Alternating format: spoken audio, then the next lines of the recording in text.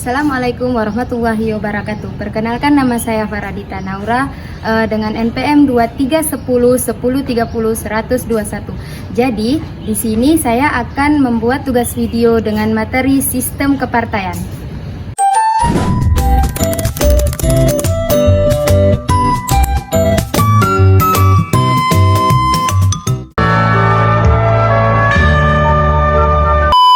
Halo teman-teman.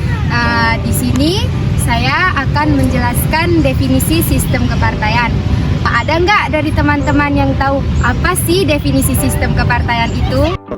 Jadi, definisi sistem kepartaian itu adalah sistem kepartaian merupakan struktur organisasi politik yang terdiri dari partai politik dan bertujuan untuk memperoleh dan mempertahankan kekuasaan politik. Partai politik merupakan suatu kelompok terorganisir yang anggota-anggotanya mempunyai orientasi, nilai-nilai dan cita-cita yang sama. Tujuan dibentuknya partai politik adalah untuk memperoleh, merebut, dan mempertahankan kekuasaan secara konstitusional. Baiklah, di sini juga saya akan menjelaskan tentang parliamentary threshold. Parliamentary threshold atau ambang batas parlemen merupakan besaran angka suara sah partai politik agar bisa mengirim wakilnya di parlemen. Berdasarkan pasal 414 undang-undang tersebut, syarat partai politik bisa masuk ke parlemen adalah jika partai politik memperoleh suara paling sedikit 4% dari jumlah suara sah secara nasional. Pemberlakuan tentang parliamentary threshold merupakan sebuah kebijakan pembentuk undang-undang legal policy yang dibentuk untuk mewujudkan sistem multipartai sederhana. Sistem multipartai sederhana akan memberikan efektivitas kinerja bagi para wakil rakyat yang bekerja di parlemen.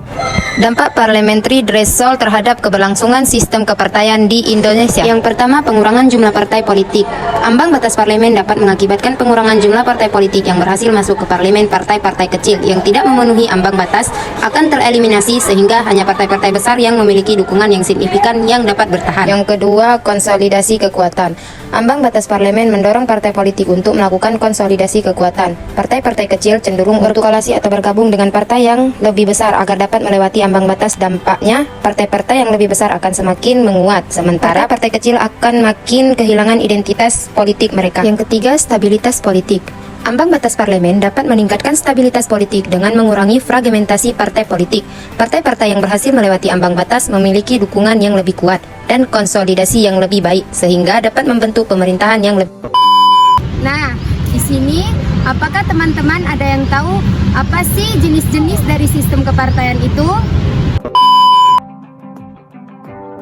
Yang pertama, satu partai, negara satu partai, sistem satu partai, sistem monopartai atau sistem partai tunggal adalah jenis pemerintahan sistem partai di mana hanya terdapat satu partai politik yang memiliki hak untuk menjalankan pemerintahan. Selanjutnya adalah sistem dua partai adalah sebuah sistem di mana dua partai politik utama mendominasi politik pada sebuah pemerintahan. Salah satu dari dua partai tersebut biasanya memegang suara mayoritas dalam legislatur dan biasanya disebut sebagai partai pemerintah atau mayoritas, sementara yang lainnya adalah partai oposisi atau minoritas.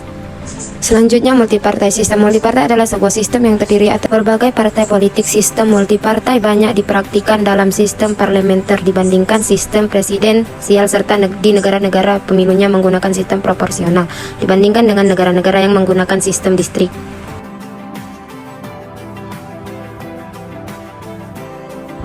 Di sini juga saya akan menjelaskan fase dinamika sejarah dalam sistem kepartaian di Indonesia. Era awal kemerdekaan 1945 sampai 1957, Indonesia memiliki sistem multiparti dengan beragam partai politik yang beroperasi secara bebas. Yang kedua, era demokrasi terpimpin 1957 sampai 1966 di bawah kepemimpinan Presiden Soekarno. Sistem kepartaian dikendalikan dengan ketat oleh pemerintah. Yang ketiga, era Orde Baru 1966-1998. Setelah Soekarno digantikan oleh Soeharto, pemerintah Orde Baru mendirikan sistem satu partai yaitu Golkar. Yang keempat, reformasi dan era pasca Orde Baru 1998 sampai sekarang, menghapuskan sistem satu partai dan membuka jalan bagi kembalinya sistem multipartai.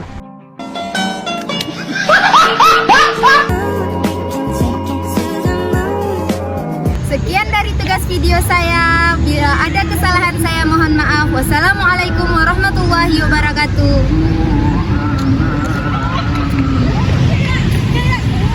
Thanks for watching. Please subscribe.